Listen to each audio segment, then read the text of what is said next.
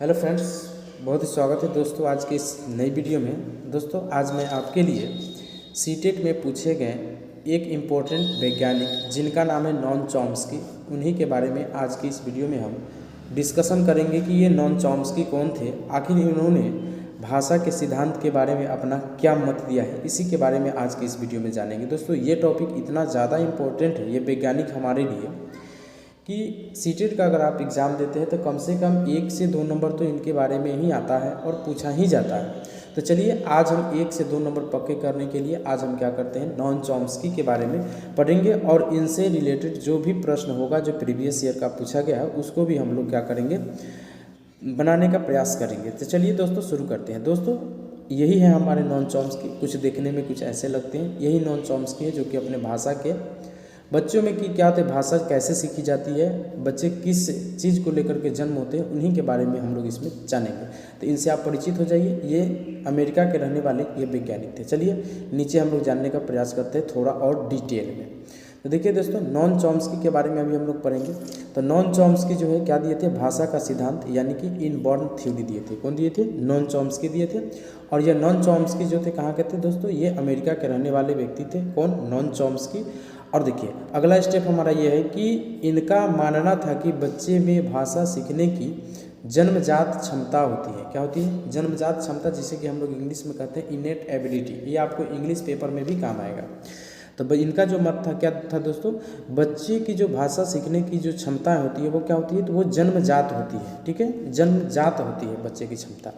चलिए अब अगले स्टेप की बात करते हैं। तो ये कहते हैं कि बच्चे के मस्तिष्क यानी कि माइंड में एक डिवाइस होता है जिसे हम लोग क्या कहते हैं, जिससे बच्चा क्या करता है कि भाषा सीखता है। हमारे दिमाग में भी, आपके दिमाग में, सभी में क्या होता है कि एक डिवाइस होता है। डिवाइस होता है किस में, माइंड में एक क्या होता है दोस्तों, डिवाइस होता है जिसके माध्यम से क्या होता है कोई भी बच्चा भाषा को सीखता है। अब देखिए अब कौन सा डिवाइस होता है इसके बारे में हम जानेंगे। ये जो माइंड में जो डिवाइस लगता है, इसको अगर हम ऑपरेशन करके खोले तो उसमें दिखेगा नहीं।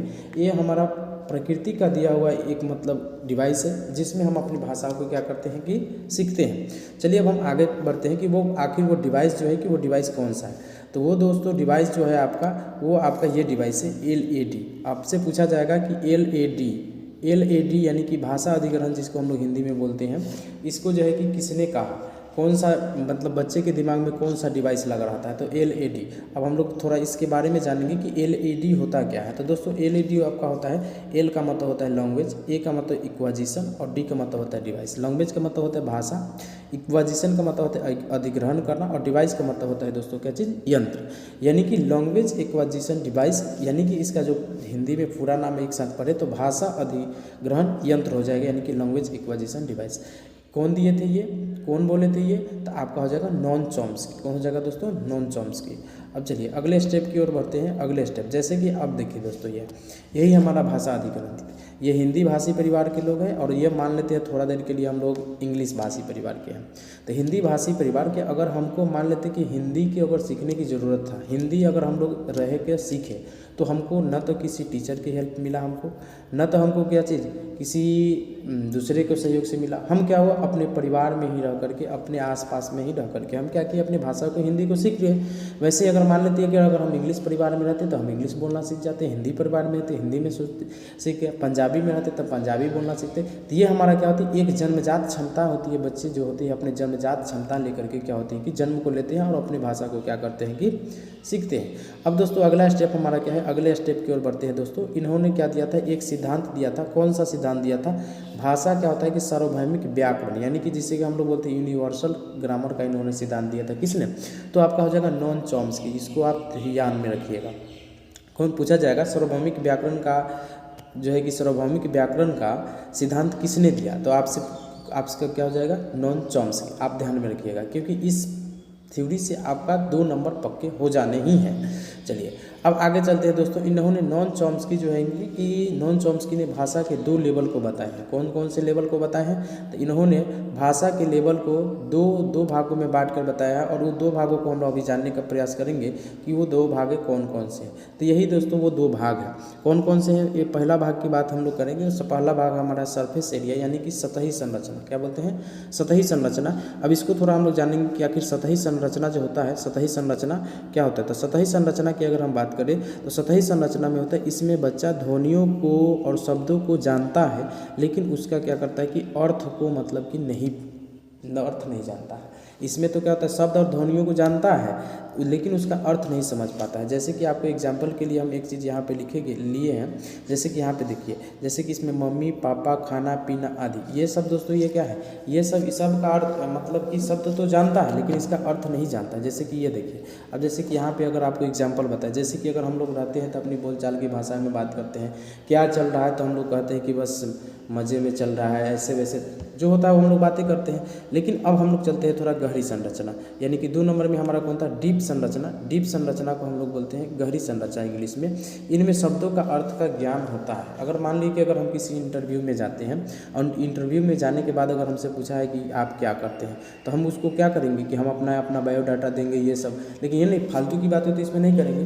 तो ये होता है हमारा कौन सा, डीप संरचना। ये हमारा कौन सा होता है, डीप संरचना होता है, डीप होता है। और इसमें जो होता है हमारा कौन सा, इसमें जो होता है सरफेस एरिया में, तो सरफेस एरिया में हमारा कौन सा हो जाएगा, सरफेस एरिया में हमारा दोस्त हो जाएगा कि हम लोग दोस्त के में जो आपस में जो बातें करते हैं वो हमारा कौन सा हो जाएगा, इस सरफेस एरिया यानी सतही संरचना। और डीप संरचना में हमारा क्या हो जाएगा, इसमें हमको शब्दों का क्या होता है कि ज्ञात होता है कि इसका मतलब क्या होता है। ठीक है, चलिए अब आगे हम इससे मिलता जुलता कुछ ना रिलेटेड कुछ प्रश्न को हम लोग देखने का प्रयास करेंगे।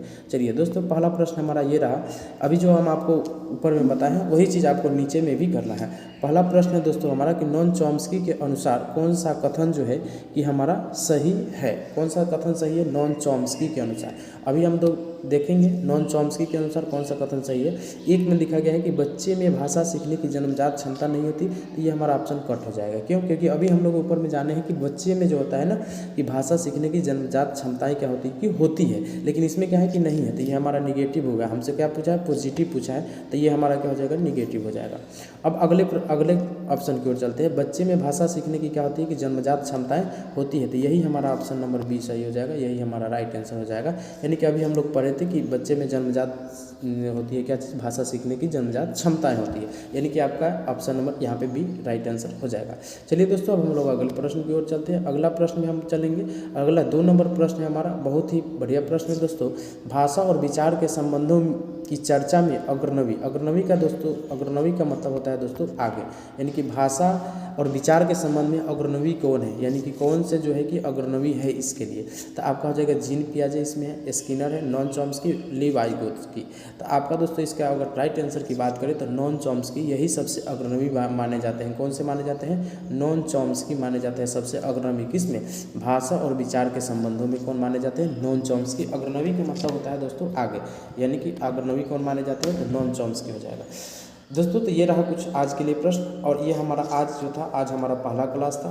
इसी तरह से करके हम क्या करेंगे, जितने भी मतलब वैज्ञानिक साइंटिस्ट हैं उन सभी के बारे में हम लोग जानने का प्रयास करेंगे, और हम ये भी जानेंगे कि उनका क्या थ्योरी रहा, क्या बच्चे के प्रति सोच और लगाव रहा, क्या योगदान रहा, उसके बारे में हम लोग जानेंगे। और अगली वीडियो यानी कि क्लास 2 आपको जस्ट कल इसी समय आपको मिल जाएगा, तो आप जो है कि उसको अच्छे तरह से देखें। और बिल्कुल ये फ्री क्लासेस रहेगा, कोई पेड बैच नहीं है हमारा, एकदम फ्री क्लास रहेगा। आपको पीडीएफ चाहिए तो कमेंट कर दीजिए, हम आपको पीडीएफ भी प्रोवाइड करा देंगे, और अच्छे से पढ़ करके आप अपने माता पिता का नाम को रोशन करेंगे। चलिए दोस्तों, मिलते हैं अगले वीडियो में। अगर आपको थोड़ा सा भी वीडियो पसंद आया हो, थोड़ा सा भी हेल्पफुल मिला हो, तो आप इस चैनल को सब्सक्राइब कर लीजिए और अपने दोस्तों में शेयर कर दीजिए। Thank you for watching video. मिलते हैं नेक्स्ट वीडियो में। जय हिंद।